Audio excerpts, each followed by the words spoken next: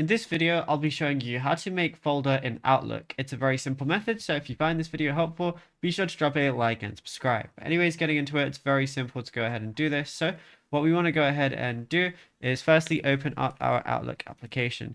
Now, having a folder will be really useful for various scenarios. For example, if you want to, bunch a certain amount of emails into that folder, let's say it's for work or you're going on holiday, so you need to put in a bunch of emails together, anything like that. So once you're in your inbox, if I press these three little dots next to my email, I'm going to see create new folder as one of the options. Now I can name it anything I want. So let me just say something like holiday.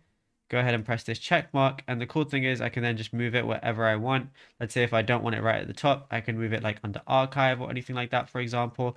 And then, yeah, that's it. You'll be good to go. And the cool thing is you can make literally as many folders as you want, since there is no limit to how many you can make. But if you found this video helpful, be sure to drop a like and subscribe. And check out all the other tutorials that we've been posting on the channel as well.